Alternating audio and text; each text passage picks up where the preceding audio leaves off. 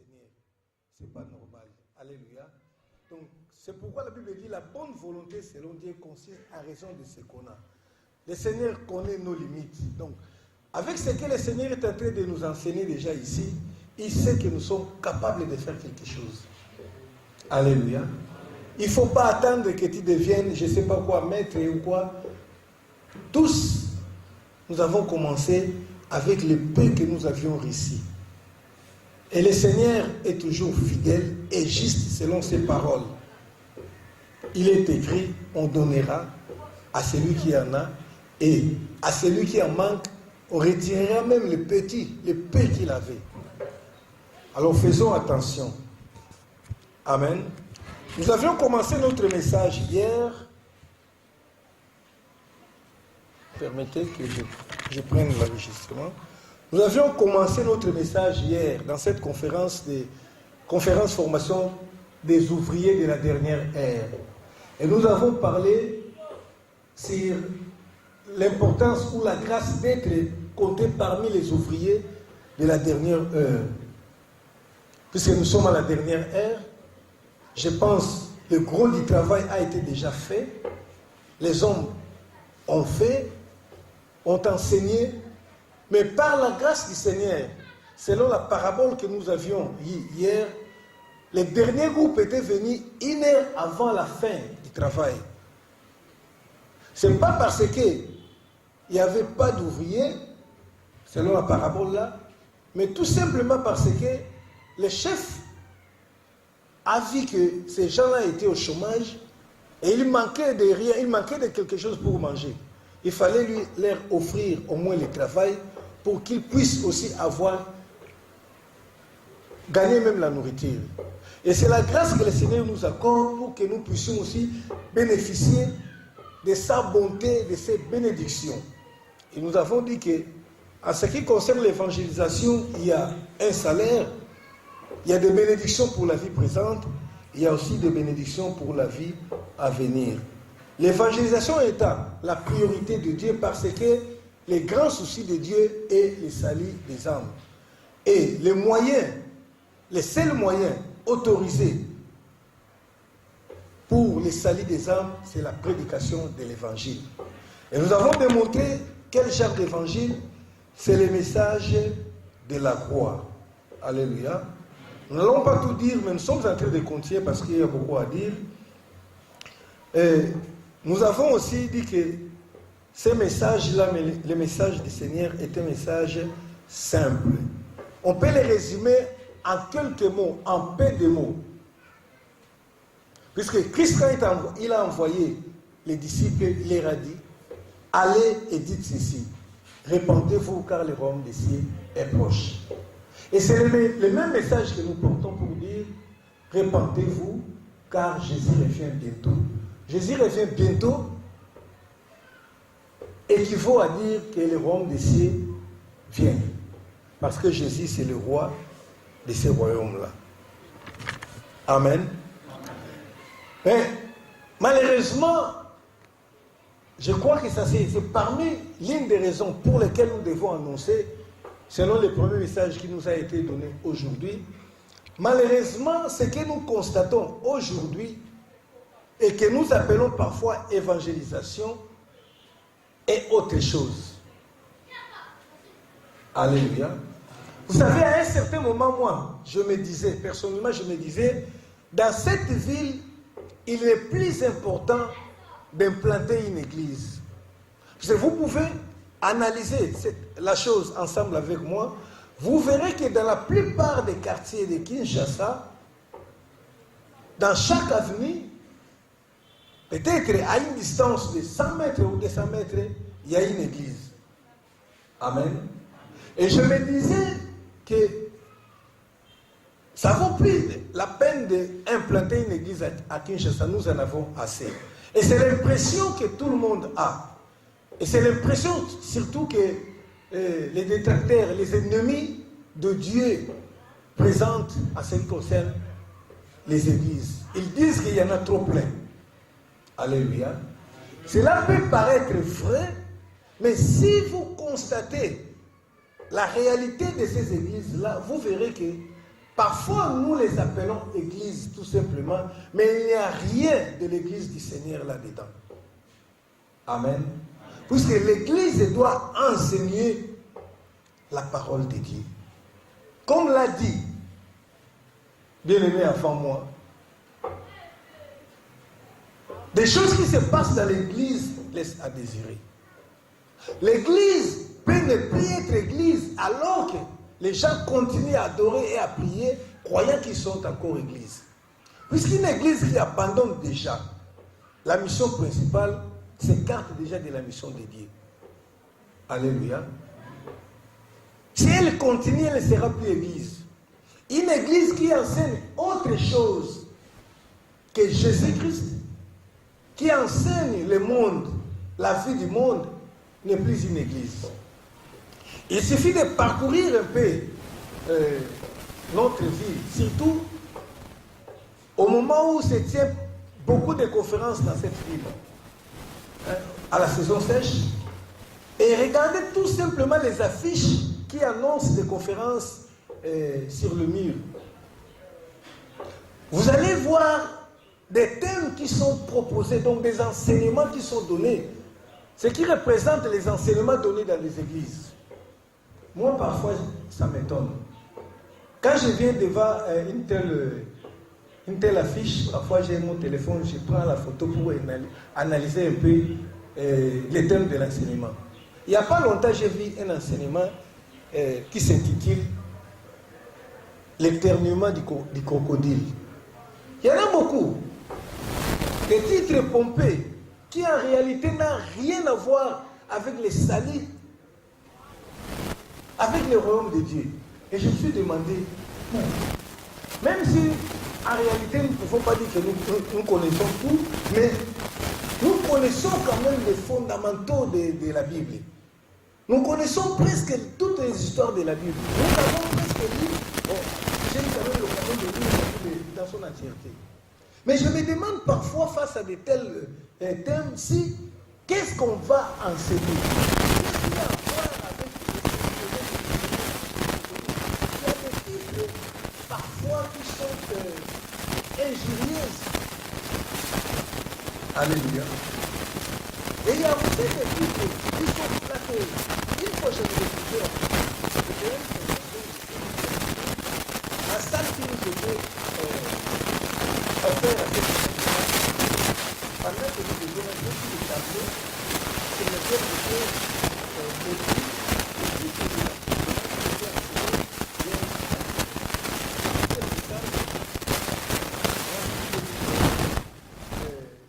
la fidélité d'un chrétien envers son pasteur. Avoir ton pasteur,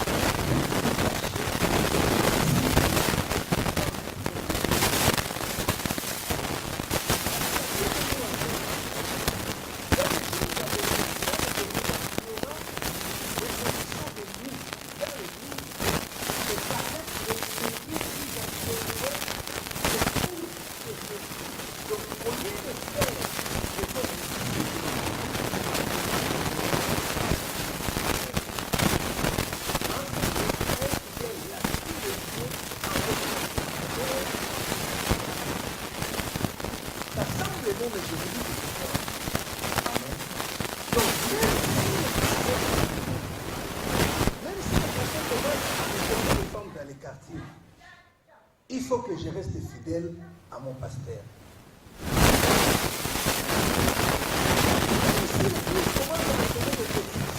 Même si l'Église enseigne les doctrines de la foi,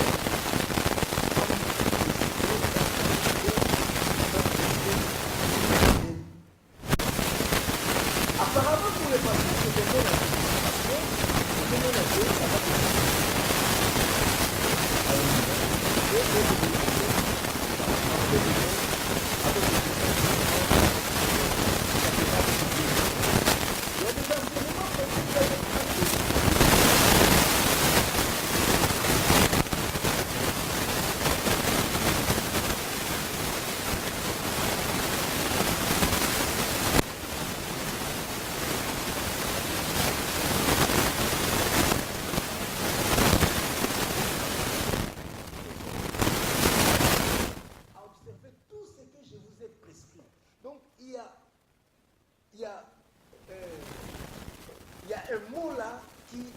révèle l'importance de l'enseignement de Jésus.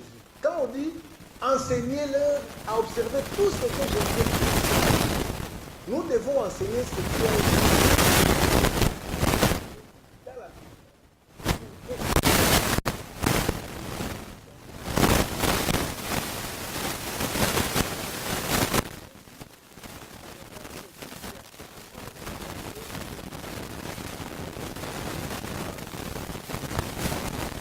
Un pasteur assis dans son église sur une chaise grande, et les fidèles viennent en ligne un à un, et il lave ses pieds sous la tête du fidèle. Donc toi tu viens, tu te prosternes là,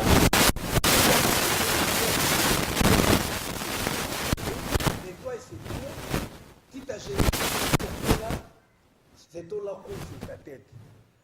Et tu vois un papa, apparemment, papa Benza, qui vient, qui s'agenouille, et l'eau commence à couler sur sa tête, et il se lave de ça. Je ne sais pas ça c'est quelle doctrine, je ne sais pas qu'est-ce qu'il pense. Alléluia. Pour des gens qui sont sur l'internet, je sais qu'il faut beaucoup de choses. Alléluia. Ah, voilà. Et une fois là, j'ai vu un pasteur.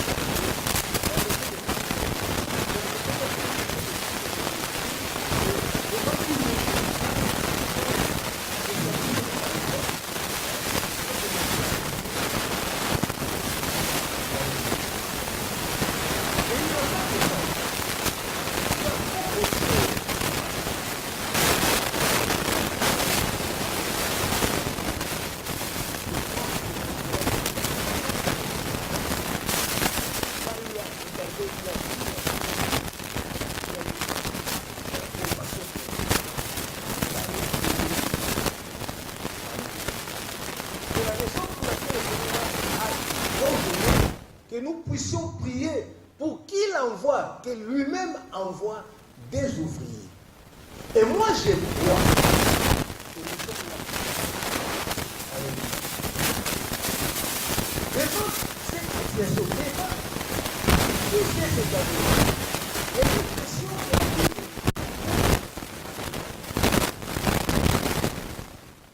Alléluia.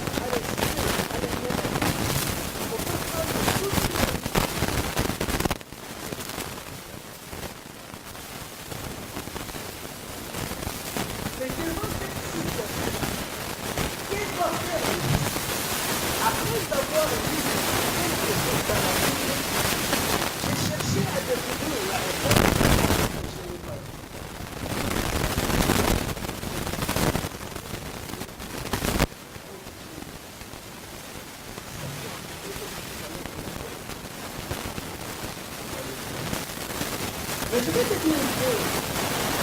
Cette question à ta réponse, c'est un appel que le Seigneur lance à son peuple. Le Seigneur chaque jour, le Seigneur consiste. Mais il y a plusieurs façons que le Seigneur puisse appeler et beaucoup ne comprennent pas. Je prends simplement l'exemple de Jésus. Le prophète que nous connaissons dans la Bible. Si vous lisez au chapitre 6, à partir du verset 8 du livre de l'Isaïe, vous verrez que quelle façon Isaïe a été appelé au ministère. Le Seigneur n'a pas dit de façon spéciale. Isaïe, viens, va, fais ceci. dit que Esaïe a dit la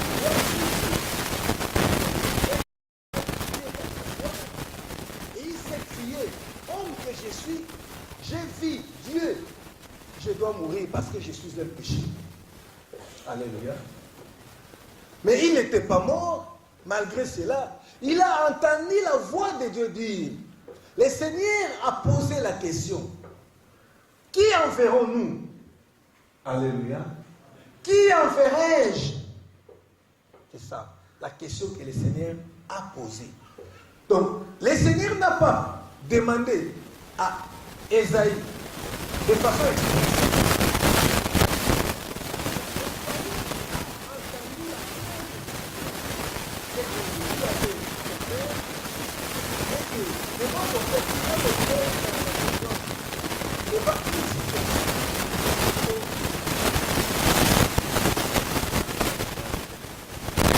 Et le papa se plaint. Je pense qu'un enfant intelligent, un enfant sage, un enfant obéissant, saura que je peux faire quelque chose pour le Seigneur.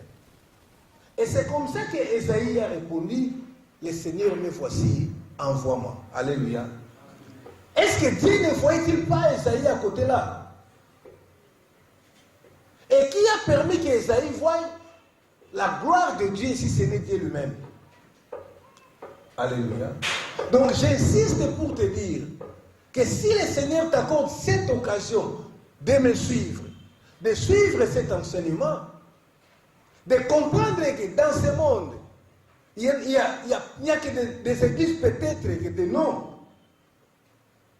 Si le Seigneur t'accorde l'intelligence de comprendre que ce qui se passe là n'est pas le vrai évangile, c'est que le Seigneur t'interpelle que toi, tu es capable de donner le vrai évangile.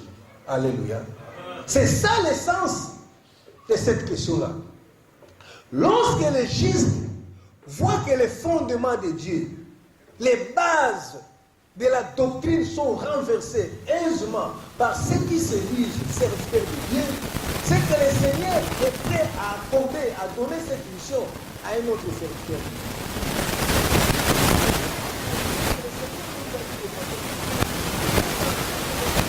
Il nous a armé de missionnaires pour le salut des âmes. Et moi, je crois que toi, tu fais partie de cette armée-là. Alléluia. C'est comme ça que le Seigneur t'a ouvert de l'intelligence pour comprendre, pour voir que là, ça ne va pas, que cet enseignement n'est pas correct. Alléluia. C'est ça aussi la crise. Esaïe a compris. Quand il a vu le Seigneur dit, qui enverrait? Il a dit, Seigneur, me voici, envoie-moi. Et il avait été chargé d'une mission. Alléluia. Et c'est comme ça que le Seigneur nous a chargés et il attend quelque chose de nous. C'est une interpellation. Et ne rien faire face à cette situation consistera une infraction de la non-assistance des personnes en danger. Alléluia. Vous savez ce qui se passe souvent dans nos quartiers, dans nos villes. Lorsque quelqu'un meurt accidentellement, vous voyez les voisins s'enfuir. Vous savez pourquoi? Parce qu'ils savent que au moment de la fête, les magistrats, donc, le gouvernement demandera à tous ce qui était à côté, qui avait une action, par rapport au salut de l'État. Et il n'est pas encore de problème. Pour dire que je n'étais pas là, je n'avais pas vu. Alléluia. Mais nous sommes sur terre. Le Seigneur nous ouvre les yeux. Nous voyons comment les âmes périssent. Donc c'est une responsabilité. Le Seigneur attend de nous que nous puissions assister ces personnes-là.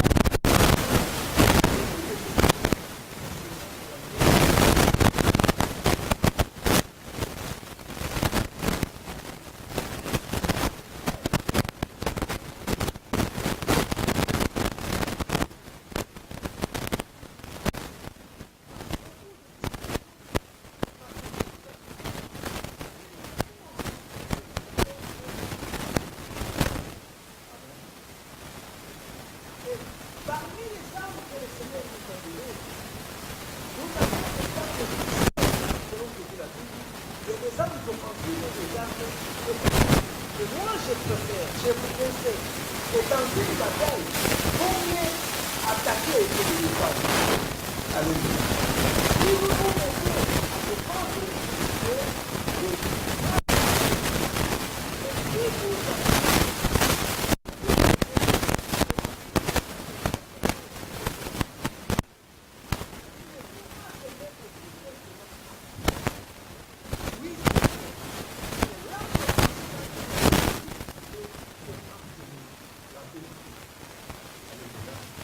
contre le mensonge, il faut enseigner la vérité.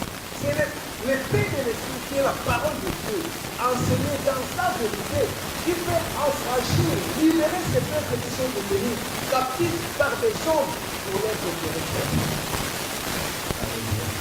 Vous savez, je vous informe, il y a même des pasteurs qui sont déjà cités dans les qui, en bout de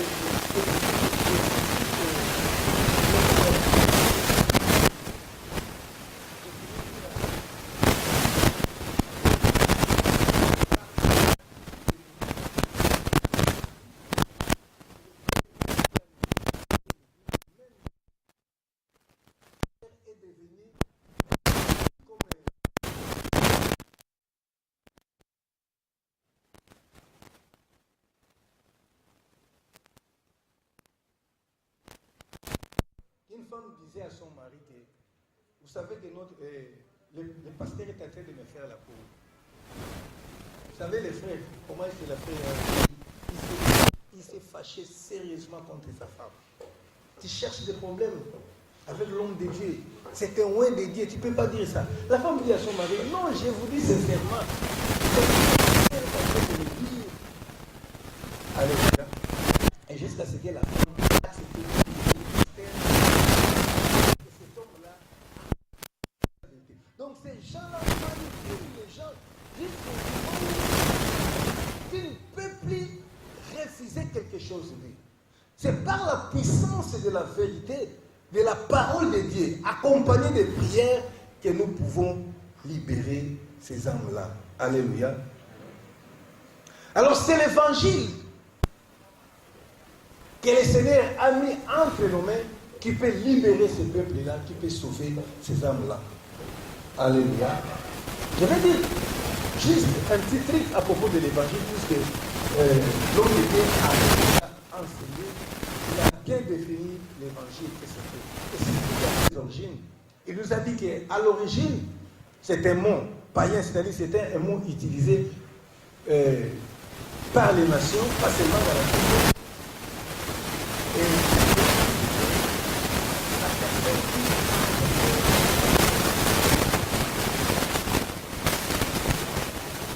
en bataille contre l'ennemi.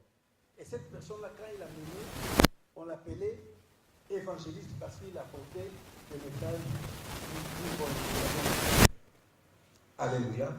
Alors l'évangile que nous annonçons s'appelle aussi la bonne nouvelle.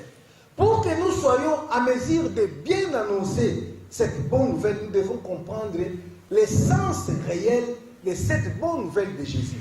Donc je voulais dire, si nous acceptons, si nous sommes d'accord que l'évangile de Jésus-Christ est appelé la bonne nouvelle, pour que nous soyons bien annoncés, nous devons comprendre la nouvelle consiste.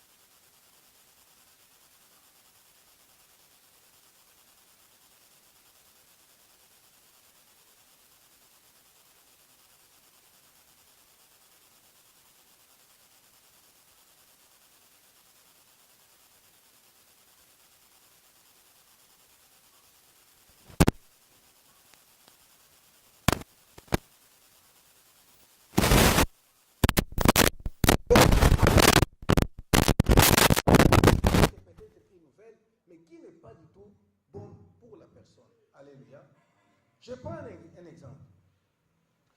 Une personne qui se retrouve emprisonnée peut avoir des besoins. Alléluia.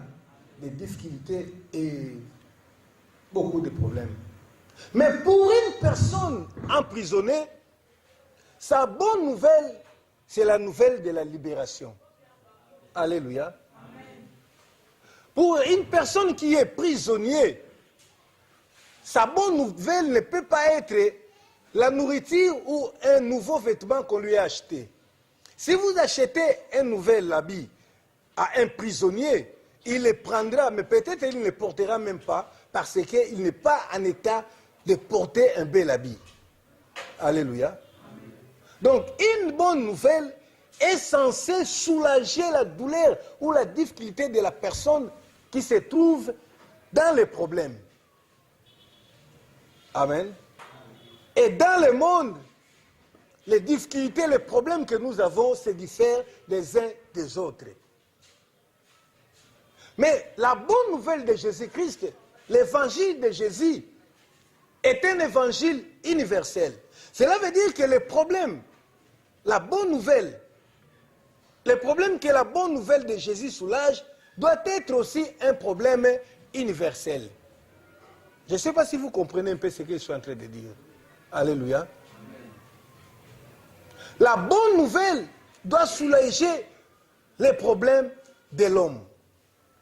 Et quel est ce problème de l'homme? Donc la première des choses, il faut que celui qui est appelé à annoncer l'évangile comprenne qu'est-ce que cette bonne nouvelle qu'il amène aux gens. Alléluia. Puisque cet évangile est appelé bonne nouvelle, il faut que tu comprennes quel est le problème que cette bonne nouvelle traite, donne comme solution. Donc la première des choses à comprendre, c'est les problèmes de l'homme. Et quel est le problème de l'homme? Nous sommes éparpillés sur la surface de la terre. Comme je le disais tantôt, des gens ont plusieurs problèmes. Dans certains endroits, il y a des gens qui meurent de la famille. Dans d'autres, il y a des gens qui meurent parfois de guerre. Alléluia. De la maladie. Mais il y a un problème qui est universel à tous. Le problème de l'homme, c'est le péché. Alléluia. Il faut que l'évangéliste et la personne qui apporte, qui est censé enseigner la bonne nouvelle, comprennent que la bonne nouvelle qu'il enseigne, c'est la solution au péché qui est le grand problème de l'homme. Parce que la Bible nous dit que tous ont péché et sont privés de la gloire de Dieu. Alléluia. Les problèmes de l'homme, les problèmes universels de l'homme, ce n'est pas la famine, ce n'est pas la maladie, mais les problèmes de l'homme, le grand problème de l'homme, c'est le péché dans l'homme. Alléluia. Les autres, la maladie, la mort, n'est que la conséquence du péché. Mais parfois l'erreur est commise par les évangélistes qui présentent les conséquences comme les problèmes, qui présentent autre chose comme problème de l'homme. Et ils apportent une bonne nouvelle qui vient soulager, qui ne soulage pas les problèmes de l'homme. Alléluia. Donc la bonne nouvelle doit soulager les problèmes de l'homme. Les problèmes de l'homme, c'est le péché. Jésus-Christ est mort pour le péché. Jésus-Christ n'est pas mort pour que nous devenions riches. Nous pouvons devenir riches, mais la chose principale, la cause principale pour laquelle Jésus est mort, c'est le péché. Et la bonne nouvelle consiste à ce que nous avons la solution au péché. Donc nous connaissons la personne qui peut enlever le péché dans l'homme et qui peut aussi enlever automatiquement les conséquences du péché dans l'homme. C'est ça la bonne nouvelle. Alléluia. C'est ce que tout ouvrier doit mettre dans sa tête. Si tu oublies ces choses, tu risques de s'écarter de cette bonne nouvelle. Alléluia. Donc même si je me mets devant les Chinois ou les Américains et qu'on me demande d'enseigner, de prêcher la bonne nouvelle, je sais que ces gens-là ont un problème. Je ne dirais pas parce que je vois les Chinois sont de petite taille, je ne vais pas commencer à leur enseigner. Il faut bien manger. Si vous croyez en Jésus, vous deviendrez grand de taille. Alléluia. Puisqu'il y a des gens qui proposent l'évangile selon les circonstances dans lesquelles ils se trouvent. C'est comme ça qu'est née cette fameuse évangile de la délivrance.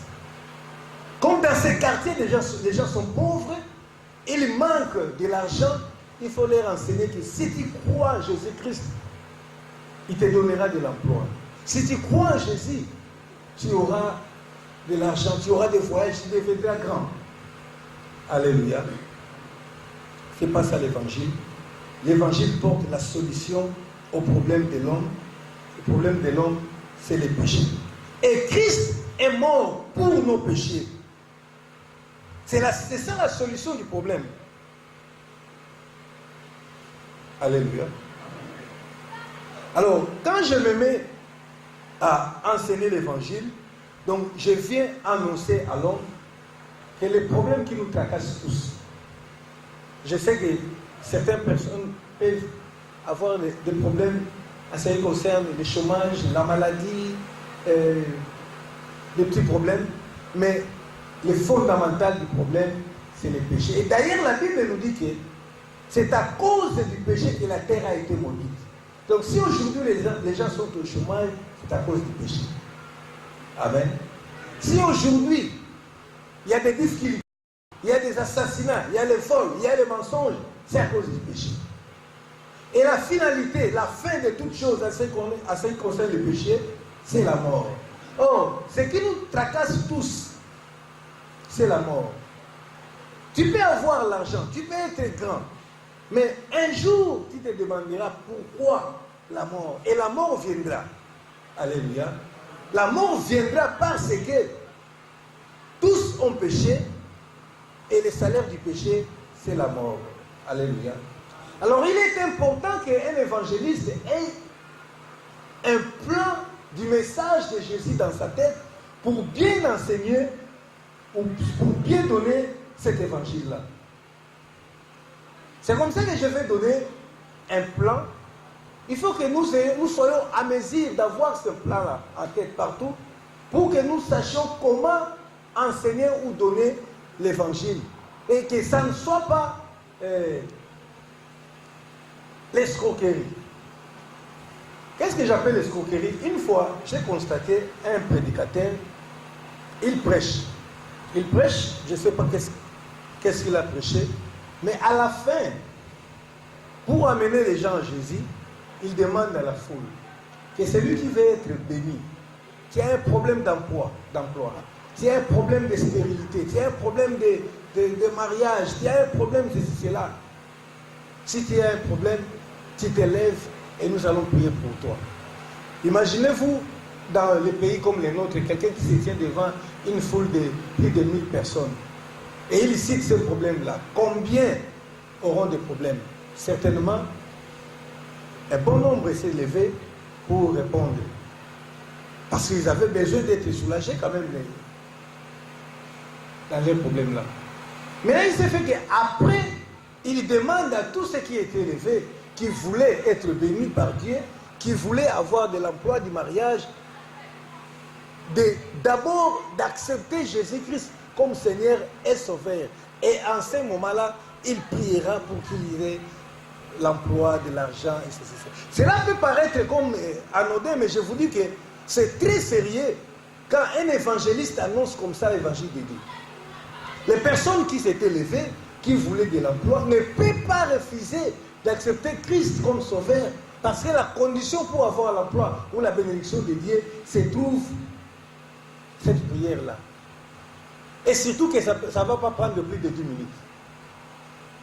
Les personnes se sont levées, qui s'étaient levées, ont accepté et il les a fait faire la prière du repentant. Ils ont répété la prière, j'accepte Jésus, je vais obéir. Et Amen, amen. Après, il a prié pour ces gens-là. Pour lui, dans son rapport, il dit aujourd'hui, j'ai annoncé l'évangile et 150 personnes ont répondu à l'appel du Seigneur Jésus-Christ. Alléluia. Ça, c'est de la fraude. Et c'est comme ça que nous remplissons nos églises, parfois par des enseignements que nous donnons, parfois par des chansons, comme nous le disions hier ici avec les frères. Considérez bien ce qu'on chante dans les cantiques d'aujourd'hui.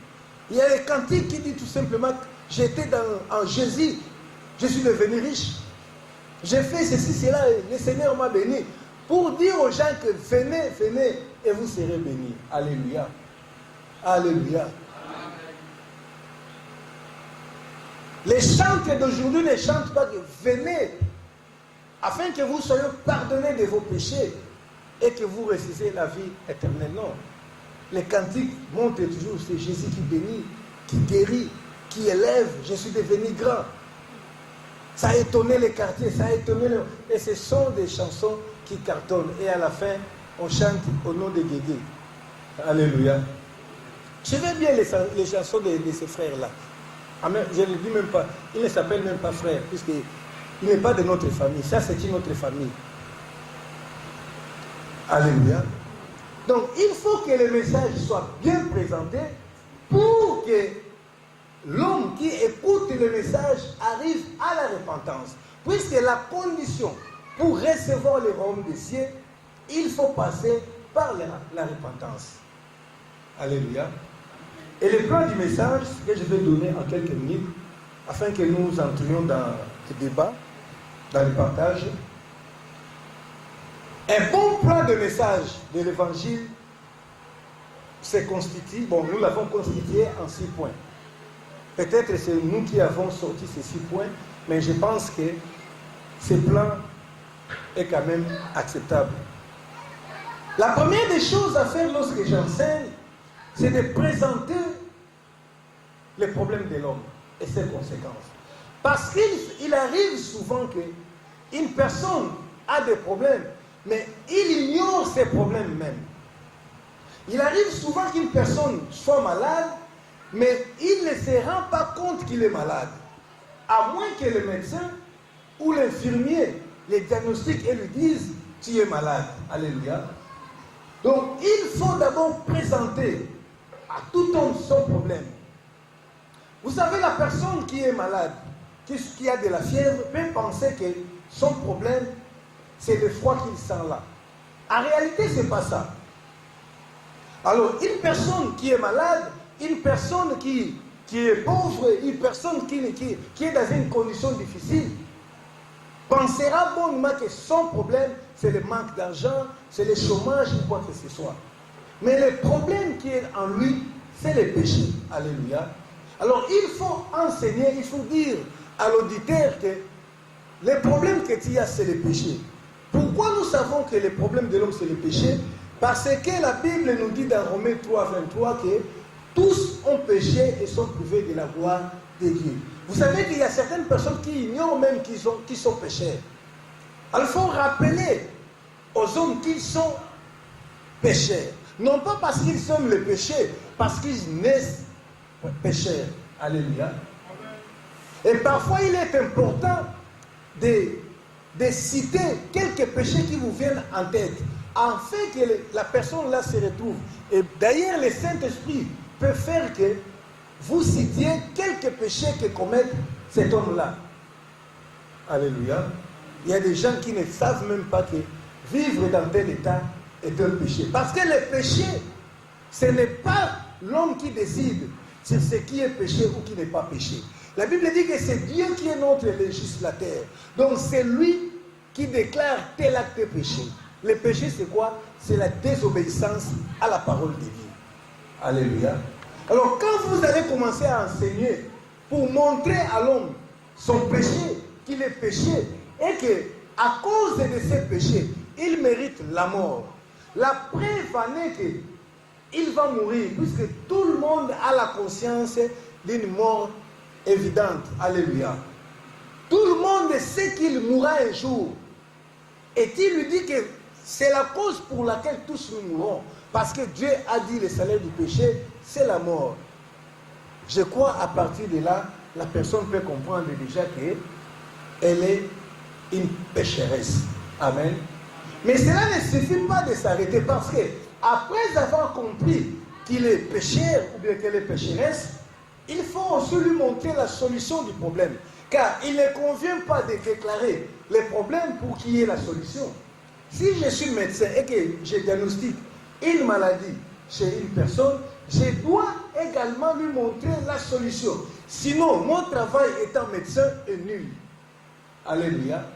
Si on te dit que tu as le virus VIH, on n'a pas résolu ton problème.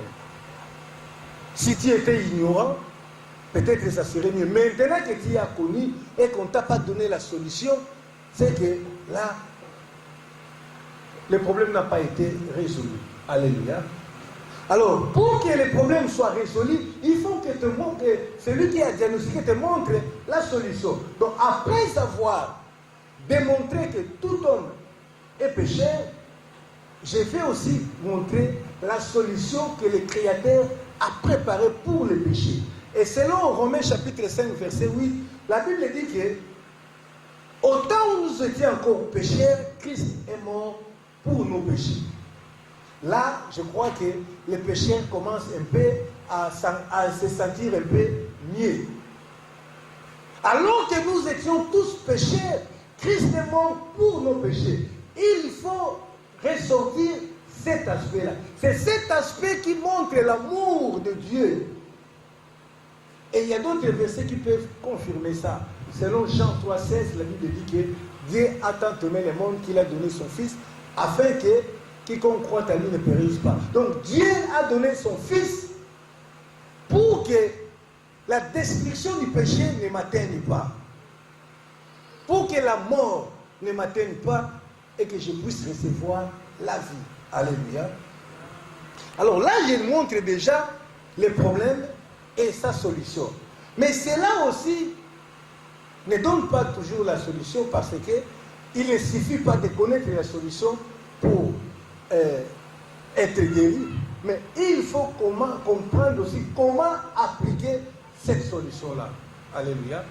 Je peux avoir un médicament qui traite une telle maladie, mais si je ne sais pas comment prendre ce médicament, il y a un risque même que j'utilise ces médicaments pour ma propre destruction.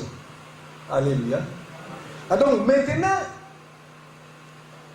il revient à l'évangélisateur de montrer comment la mort de Jésus-Christ peut sauver les pécheurs. Voilà la responsabilité de la personne qui évangélise. Alléluia. Donc le troisième point, c'est montrer comment appliquer la solution de Dieu. Et la solution de Dieu a aussi un passage dans la Bible où nous pouvons appliquer pour montrer. Je prends par exemple Romains 10, 13, qui nous dit que quiconque invoquera le nom du Seigneur sera sauvé. Donc pour être guéri de la mort, du péché, il faut invoquer le nom du Seigneur Jésus-Christ. Parce qu'il est écrit qu'il y a le seul nom qui nous a été donné sur la terre, sous le soleil, par lequel nous devons être sauvés, c'est le nom de Jésus-Christ. Mais il faut invoquer ce nom-là. Alléluia. Et vous voyez, nous revenons encore à la problématique qui avait été posée hier, à propos des questions qui étaient posées. Comment la personne peut invoquer alors la personne à qui il n'a pas cru? Donc, pour que la personne invoque ce nom-là, il faut qu'il croie. Maintenant, pour que la personne puisse croire, je dois l'expliquer. Puisque le salut vient en croyant en Jésus. Je crois, puis j'invoque le nom du Seigneur Jésus-Christ. Alléluia. C'est lui qui croit à la vie. Maintenant, vous voyez la responsabilité de l'évangéliste est de montrer, d'expliquer comment la personne qui t'écoute peut croire en Jésus. Et c'est là où parfois nous avons raté notre conversion. Alléluia. Puisque si la personne qui évangélise n'explique pas bien ce que veut dire croire en Jésus, la personne qui écoute va penser qu'il suffit tout simplement de dire « je crois » et il est sauvé. Alléluia. Et c'est comme ça que beaucoup de gens pensent qu'ils sont sauvés, et alors qu'ils ne sont pas sauvés. Ils demeurent dans l'église.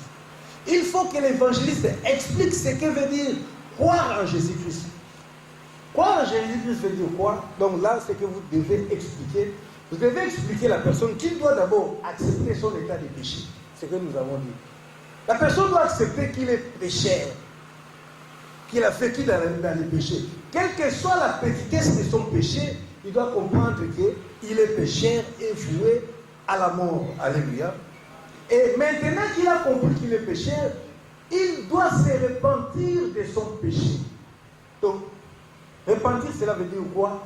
Il doit regretter. Puisque c'est anormal qu'une personne comprenne que l'acte qu'il posait était mauvais et il se réjouit toujours dans cet acte-là. C'est que cette personne-là n'est pas digne de la repentance. Donc, la personne, il faut faire comprendre à la personne que maintenant que tu as compris que tu es un pécheur, tu dois comprendre aussi que le péché est mauvais. Alors, comme tu as vécu dans des choses mauvaises, il faut que tu regrettes ça. Tu regrettes, c'est bon, mais tu dois arrêter, donc tu dois décider d'arrêter maintenant. Alléluia. Avant d'invoquer Christ, j'ai compris que je suis pécheur, j'ai compris ce que veut dire péché, j'ai compris que je dois me repentir, donc je regrette, j'abandonne mes péchés. Comme j'abandonne ces péchés, j'ai maintenant le droit de demander pardon à Jésus-Christ. Parfois, nous précipitons à dire aux gens de demander pardon, alors que la Bible dit, celui qui avoue ses péchés et le délaisse obtient miséricorde. Amen. Juste le fait de sauter le petit mot là, délaisse, peut faire que l'auditeur, même après avoir écouté, ne soit pas sauvé. Parce qu'il y a une condition pour obtenir le pardon de Dieu, le pardon de Jésus, le pardon que le Seigneur nous a offert par sa mort de la croix. Pour l'obtenir, il faut que tu te décides d'abandonner le péché là. Et le Seigneur est prêt pour comprendre que tu as abandonné réellement. Alléluia. Et il y a des gens qui ont abandonné devant le pasteur ou le prédicateur. Il dit oui, j'abandonne. Mais intérieurement, il sait que je ne peux pas laisser ma concubine là. Je ne peux pas laisser le concubin là parce que c'est lui qui me nourrit. Alléluia. Pendant que tu vis encore dans cet état-là, même si tu déclares, même si on te déclare sauvé, après avoir prononcé la parole, ça ne sera pas sauvé. C'est comme ça que nous avons des gens qui ont vécu plus longtemps dans les églises parce qu'ils ont raté les trucs là. Donc, il faut expliquer à la personne que tu as l'obligation de décider d'abandonner cela. Alléluia. Et quand il est prêt, il dit que j'ai abandonné, j'ai décidé, j'abandonne.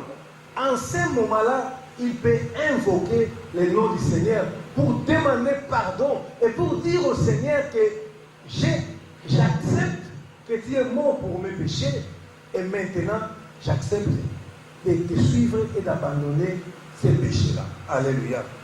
Si cette action-là est bien comprise, si la repentance, il y en a, ça sera une vraie repentance.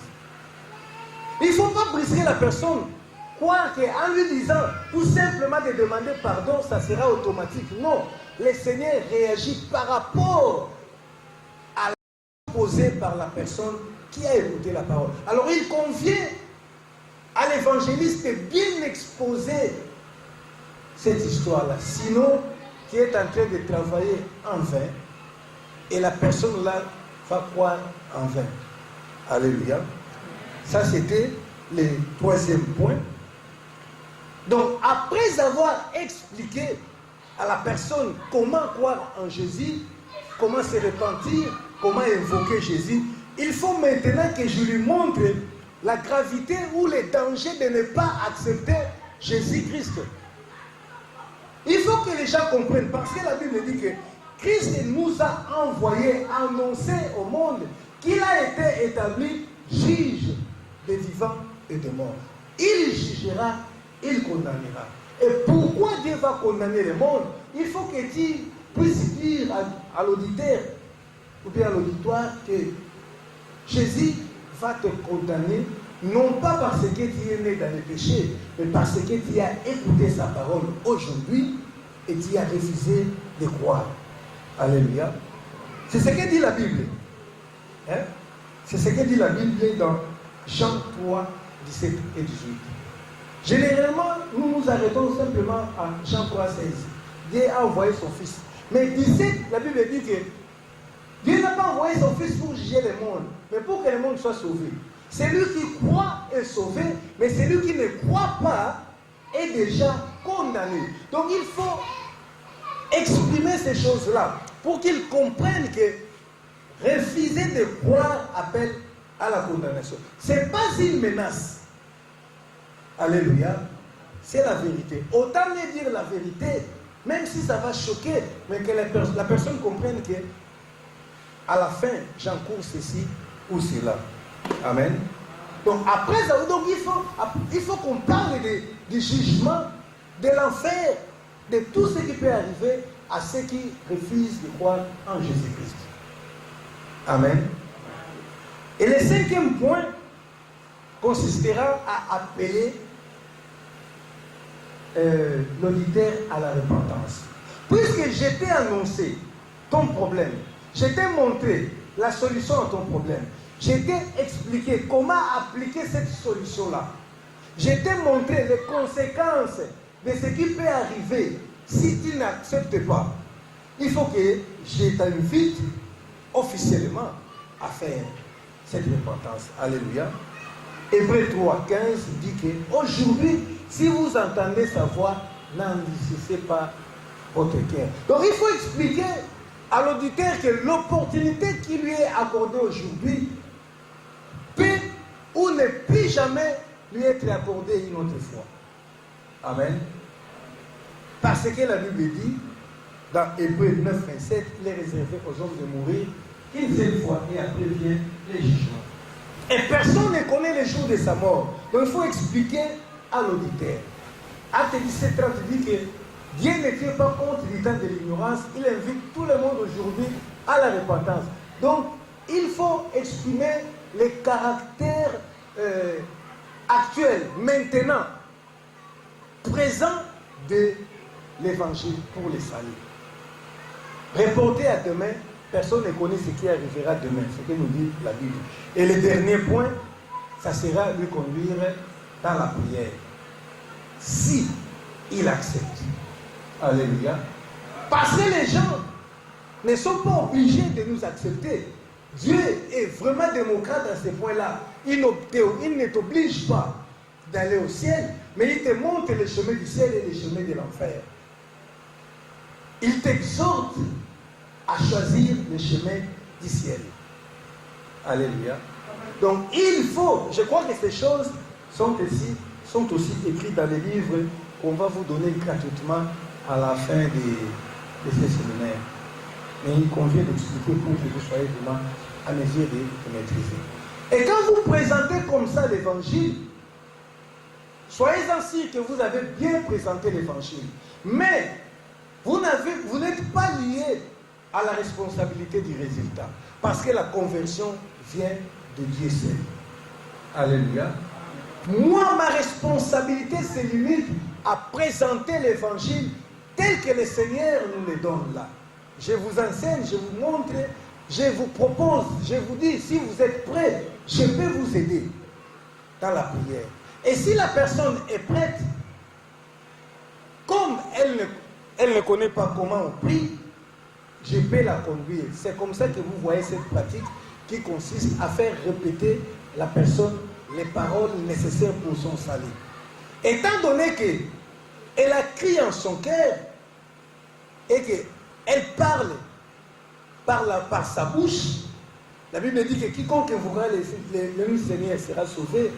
Et il a crié dans son cœur, sa bouche a invoqué, comme sa bouche et son cœur marche en harmonie, le Seigneur va écouter. Alléluia. Donc ma responsabilité se limite là. Et s'il accepte Jésus-Christ en ces moments-là, conformément à la parole de Dieu, d'ailleurs ce n'est pas moi qui le déclare à l'enfant de Dieu, je constate. C'est le Seigneur qui le fait et c'est une action mystérieuse, la nouvelle naissance. Un pasteur, un prédicateur ne peut pas produire à lui seul la nouvelle naissance. Moi j'enseigne, si vous êtes en harmonie avec la parole et la vie de Dieu, le Seigneur accomplit un miracle et il te fait un nouvel homme. Alléluia. Donc quand je donne comme ça cette parole, je suis sûr que c'est le vrai évangile. Et là, la personne qui le reçoit, s'il n'accepte pas, c'est son problème. Alléluia. Laissez-moi constater que les temps qui nous restent. Je crois que j'ai dépassé. Hein? Oh, désolé. Permettez-moi 5 minutes. On va récupérer dans l'élection. Il est important parce que demain nous allons entrer dans une autre étape. Quand vous avez ça déjà, vous avez tout pour sauver ces âmes-là. Amen. Mais l'obstacle qui arrive, parfois les grands obstacles à l'évangile, c'est non lui-même. C'était important que je parle de ça. Les grands obstacles. Tu ne peux pas accuser les diables, qui est responsable de sa vie. Et l'obstacle là, c'est quoi? C'est la honte. Bien sûr, nous pouvons dire que c'est le diable qui est l'auteur de la honte que nous éprouvons pour annoncer l'évangile, mais nous sommes responsables de cette honte-là. Beaucoup de gens n'arrivent pas à évangéliser dans les rues, dans des maisons comme ça, parce qu'ils ont honte. Alléluia.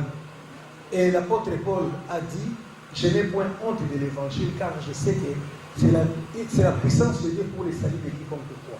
C'est comme si une personne qui a la solution au grand problème du monde, et il a honte de sa solution parce qu'il n'a pas un bon emballage. Ce n'est pas normal. Alléluia. Parce que je suis sûr, je sais que les gens se tracassent, même ces présidents du monde, ces ministres que nous voyons là, les hommes d'affaires, les milliardaires, tous ont les mêmes problèmes. Ils cherchent comment éviter la mort. Et moi je sais, j'ai les secrets. Je connais comment vaincre la mort. Je ne peux pas avoir honte de ça. Alléluia. Et Christ a dit dans Marc 8:38, celui qui aura honte de moi devant cette génération perverse, moi j'aurai honte de lui quand je reviendrai avec les anges de mon Père. Amen. Vous vous sentez indigne d'annoncer l'évangile, vous avez honte. Cela veut dire que la croix de Christ est une honte pour vous. Vous jugez Christ comme un malfaiteur, un brigand, un criminel, un koulouna. Et vous vous sentez dans votre grandeur là, indigne de parler pour le nom d'une personne qui est médiocre. C'est ça la définition d'avoir honte pour le nom de Jésus-Christ. Alléluia. Il ne faut jamais avoir honte. Si tu te sens indigne, si tu as honte d'annoncer l'évangile, c'est que tu dis que l'évangile là est un mensonge et Jésus ne mérite pas être ton chef. Donc tu ne peux pas accepter de travailler comme son porte-parole. Tu es plus grand que lui. Et quand il reviendra, il va te mettre à côté. Alléluia. Il y a aussi l'obstacle de la crainte. Là, je ne vais pas beaucoup parler, parce que dans certains pays, on ne donne pas l'occasion d'annoncer ouvertement la parole. Quand vous annoncez la parole, vous êtes arrêté, vous êtes torturé, vous êtes persécuté, vous êtes tué. Mais dans les pays comme les nôtres, les champs missionnaires nous ont ouverts grandement. Alléluia. Même pour ceux qui ont peur de la mort, Christ a dit dans Matthieu 10:28, ne craignez pas ceux qui tuent le corps et ne peuvent tuer l'âme. Car ce corps-là va périr, mais l'âme, il y a une personne qui peut tuer aussi cette âme-là. Alléluia. Qui peut l'amener dans la gêne pour aller souffrir éternellement. Il y a un autre obstacle, le dernier, il faut que je m'arrête quand même, c'est l'obstacle de la présentation physique de l'homme. C'est très important de nous. Alléluia. Puisque nous nous n'allons pas évangéliser les anges ou Dieu qui connaît nos cœurs, nous évangélisons les hommes. Notre présentation aussi compte. Quand je me présente avec un aspect dangereux, la personne que je vais annoncer l'évangile peut refuser de m'écouter. Et là, c'est moi-même qui me constitue un obstacle. Alléluia. Et parmi ces obstacles-là de la présentation physique, il y a le grand aspect habillement. L'habillement. Alléluia. Les femmes qui s'habillent comme des prostituées et qui pensent annoncer l'évangile de Jésus se mettent déjà des obstacles.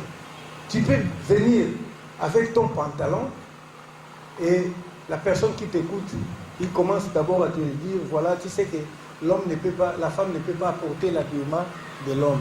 Maintenant, au lieu d'avancer, vous commencez à vous chamailler. Alléluia. C'est biblique. La Bible interdit l'habillement de l'homme. Et les pantalons, l'habillement de l'homme à la femme. Les pantalons étaient un habillement de l'homme pour la femme. Moi, j'ai des preuves. J'ai vu un journal télévisé sur France 3 où l'on déclare que même en France, là, en 2012, c'était l'année-là où officiellement les décrets interdisant aux femmes de porter les pantalons avaient été abolis. Parce qu'au départ, dans leur coutume, il était interdit aux femmes de porter les pantalons parce que c'était l'habillement des hommes. Et les décrets étaient signés vers 1800, au moment de la création de cet habillement-là. Il était interdit aux femmes. Mais parce que le monde travaille pour combattre l'œuvre de Dieu, la parole de Dieu, ils ont changé. Mais ceux qui sont nés en 1900 ne savent pas qu'au départ, il y avait interdiction. Si la parole de Dieu ne change pas, c'est que cette interdiction n'a pas changé. Alléluia. Moi, j'ai été convaincu après avoir regardé, suivi cet événement-là à la télé. Et j'ai cette vidéo, je la garde jusqu'aujourd'hui dans mon ordinateur. Il y a beaucoup de choses. Il y a beaucoup de choses. Surtout l'apparence de la femme. Parce qu'on peut bien reconnaître, classifier une personne par rapport à son habillement. Quand il vient devant moi comme un star de la musique et qu'il veut m'annoncer la parole, en tout cas, je ne te reçois pas avec sérieux. Il faut donner des sérieux à ton message. Alléluia. En tout cas, je suis obligé de m'arrêter parce que le temps m'accordé a été largement dépassé. J'ai dépassé, je crois, de 10 minutes, 12 minutes. Amen. Je remets. Ok. Donc, nous entamons directement la partie questions-réponses.